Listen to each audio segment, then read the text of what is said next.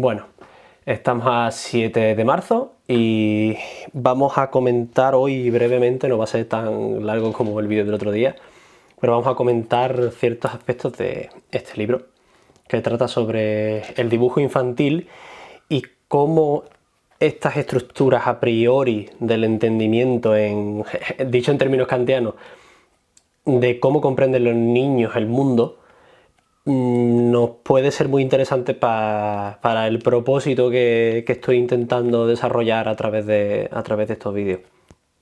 He dicho condiciones a priori del entendimiento para intentar... Bueno, es que en realidad es de eso de lo que trata este libro. Es una serie de, creo que son 8 libros o más. No, este es el 8º de la serie El desarrollo en el niño, y que habla de eso, pues cómo los niños van desarrollando sus habilidades cognitivas, pero este se centra en cómo se refleja en el dibujo del niño.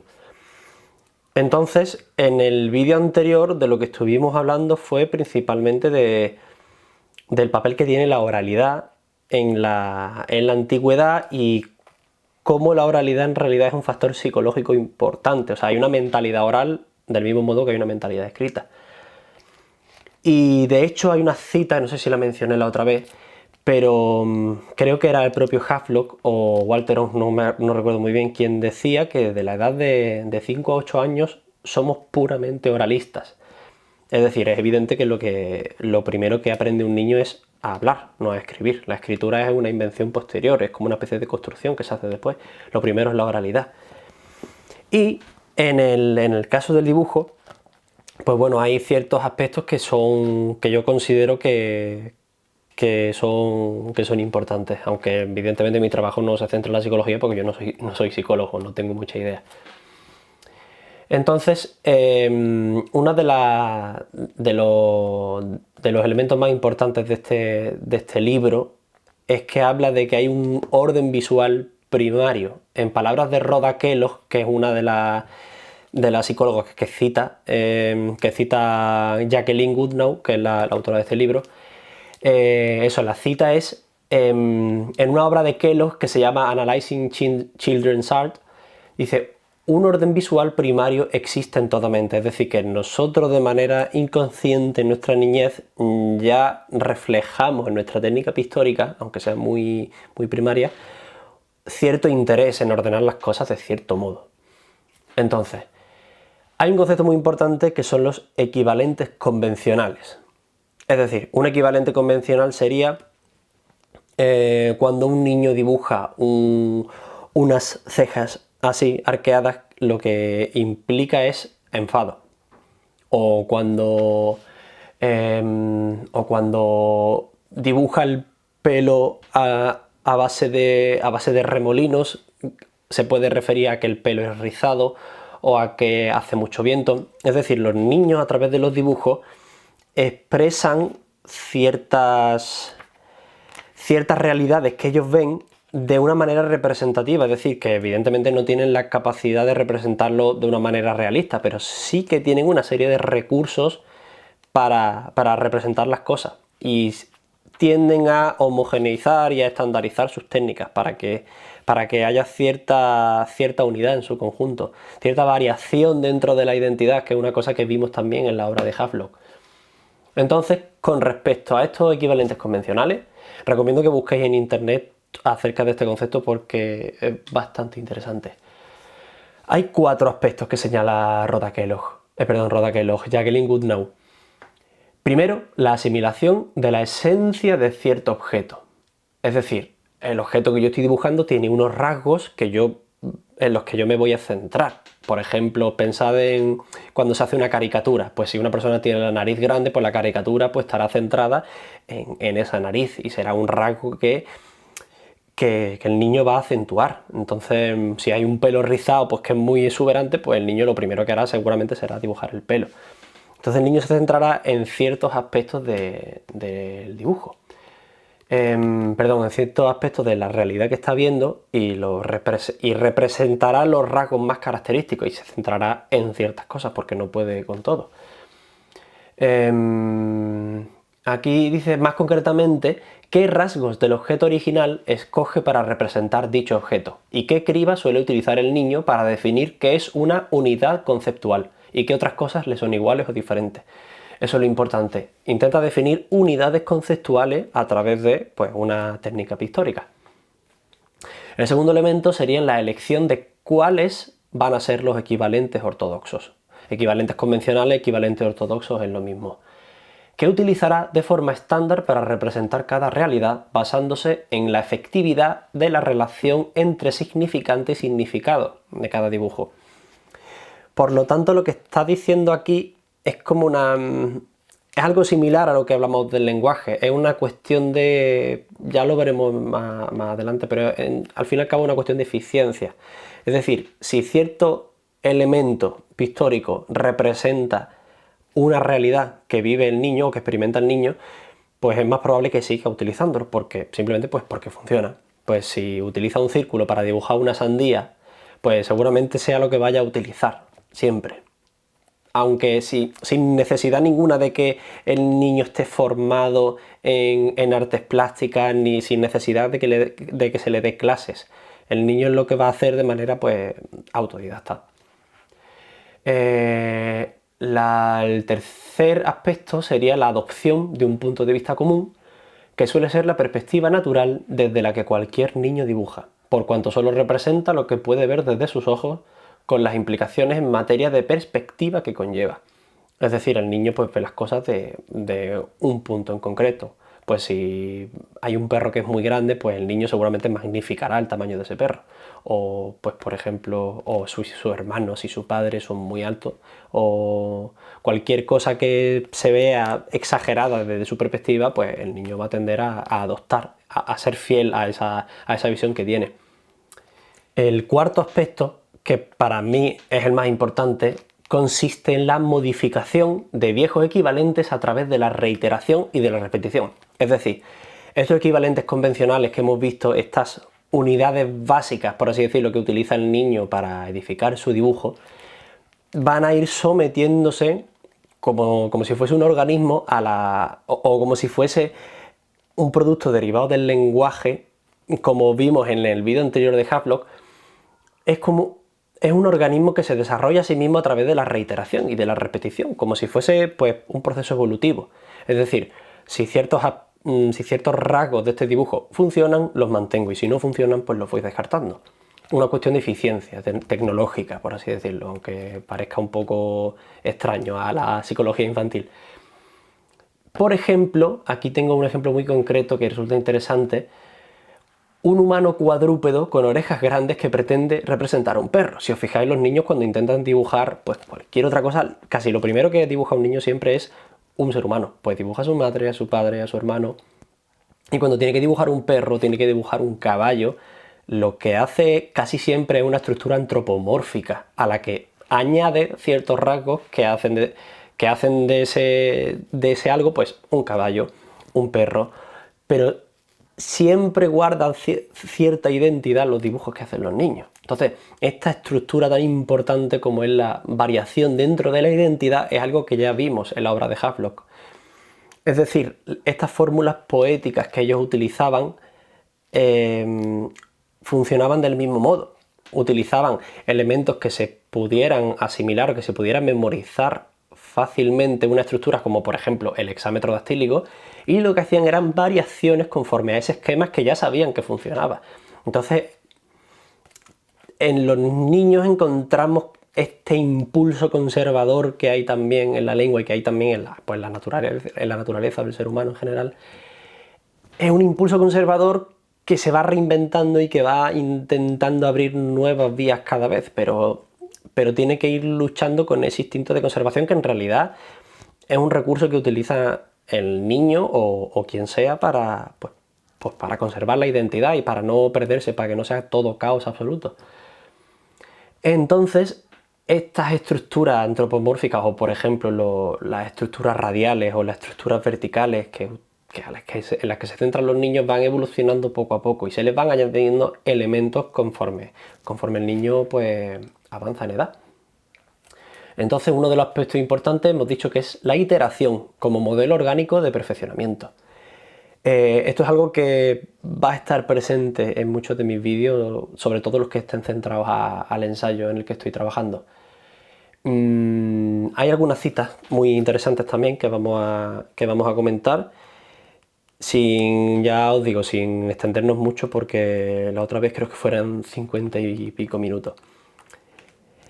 En la página 165 dice: la observación de estos niños sugiere que un aspecto lentamente evolutivo de su aprendizaje puede seguir una ruta similar a la que se produce en la historia de la notación musical. Un cambio desde el empleo de dos equivalentes con respecto a un intervalo hasta una relación más estándar de 1 por 1. Es decir, es algo muy similar a lo que hablamos de la eficiencia fonética que le daba superioridad al alfabeto griego con respecto a otros alfabetos, que es, bueno, según la tesis de Havelock. Y creo que esto es importantísimo porque te justifica más todavía este modelo iterativo, este modelo orgánico. Y no lo hemos tratado todavía, pero más adelante veremos cómo dentro de la historia de la música, dentro de la notación musical, pues como técnica gráfica que es, como técnica pictórica, igual que la escritura, siempre va en busca de una relación uno a uno entre significante y significado. Entonces, el hecho de ver este fenómeno ya manifestado en los propios niños nos da que pensar que es un elemento recurrente en cualquier proceso cognitivo humano. Bueno, aquí en música, pues brevemente voy a comentar, porque este vídeo no va sobre música, que la música ha hecho lo propio al pasar de un sistema que recoge gestos melódicos mediante neumas o mediante bosquejos taquigráficos, que es como se escribía pues música como el canto gregoriano, que fueron los primeros intentos de recoger pues algo tan voluble como es un gesto con la mano, como es un perfil melódico, que son cosas que difícilmente se pueden plasmar por escrito. Y pasamos de eso, que estamos hablando del siglo XII, siglo XIII, a un sistema que certifica con exactitud científica cuál es la frecuencia, cuál es la intensidad y cuál es la duración. Te lo miden en hercios, te lo miden en decibelios y lo miden en segundos. Y es un proceso en el que pues, todos los sistemas de medida van perfeccionándose a sí mismos, porque se busca una eficiencia, se busca una vez más, es un recurso tecnológico. Entonces llama la atención porque son dos libros que a priori no tienen nada que ver, pero la conclusión que yo saco de los dos libros es prácticamente la misma. Y uno habla de la transición de la oralidad a la escritura y otro habla del dibujo infantil. Entonces, cosas como estas creo que son bastante interesantes. Hay otros aspectos como, por ejemplo, ya lo he dicho antes, la predilección por estructuras en formas radiadas o una especie de protomandalas, que son figuras que por su concentricidad y por su equidistancia del centro dan una especie de, por así decirlo, dan cierta comodidad al niño, y son dibujos que no requieren mucha capacidad mental y son dibujos que ya te dan un esquema a priori de lo que tienes que hacer, y simplemente pues tienes que añadir elementos accesorios. Entonces es muy fácil que aparezca en un dibujo de un niño primero un círculo del que se parte y al que se le añaden elementos. Entonces esto es un poco repasando lo que ya hemos visto, pero aparte de esa estructura en forma radiada están las estructuras verticales. Esta verticalidad es la que es lo primero que ve el niño, el ser humano, que es con el primer ser con el que se relaciona, pues son siempre estructuras verticales. Otras cosas interesantes que ya simplemente repiten lo mismo es sobre la variación sobre la identidad, y concretamente dice, que creo que es la cita que más refleja exactamente esta idea de Havelock, que es que la variación se verifica sobre todo en algunas partes accesorias de un dibujo, dejando el núcleo intacto. Es decir, siempre parten de la misma base y van añadiendo elementos externos para que, pues por una cuestión psicológica, pues para mantener una especie de continuo y para permitir que haya cierto aprendizaje. Y repito que estas son cosas que surgen de manera inconsciente en el niño, no parece que sean cosas impuestas, sino es simplemente el recurso que se utiliza de manera natural pues para desarrollar esta técnica, por ejemplo. Bueno, en la mayoría de los niños la repetición en formas crecientemente complejas es la manifestación más temprana de orden. Esto lo dice en la página 53 y bueno, viene a decir lo mismo que decíamos de la cita de Kellogg, que hay un orden visual primario que al principio no está tecnificado, no está todavía regido bajo las leyes de la perspectiva que luego se nos imponen, sino que crece de una manera instintiva, crece de una manera pues a través de la repetición y a través de asimilar ciertas unidades y de explorar hasta dónde se pueden llevar. Una vez que ya se empieza a aplicar la técnica y que ya se le empieza a coartar, entre muchas comillas, la libertad al niño es cuando el dibujo se tecnifica y cuando se homogeneiza la técnica, pero es interesante porque en realidad en la historia del dibujo, en la historia de las artes plásticas, pasó algo similar. Eso es algo que ya comentaremos más adelante sobre el origen de la perspectiva y de dónde vienen, pero básicamente en el Renacimiento, a través de Piero della Francesca y a través del trabajo de Alberti, por ejemplo, entre otros, se pasa de una visión un poco no distorsionada, sino desprejuiciada del mundo y de lo que veía la gente, y se pasa a imponer pues las líneas y los puntos de fuga y una especie de esquema matemático y geométrico a través del cual pues certificar con exactitud matemática cómo tiene que ser un dibujo. Pero antes de eso se basaba en la iteración y en la repetición, sin ningún tipo de esquema numérico, por así decirlo. Y repito que todo esto no hay un plan, por así decirlo, sino que esto es algo que surge en la naturaleza, surge de manera humana, pues de la misma forma que una piedra se va redondeando cuando está debajo del agua y al final todas las piedras que ves en la orilla están redondeadas y están pulidas, pues porque con el paso del tiempo se van limando y van siendo pues lo suficientemente eficientes como para que el agua las arrastre.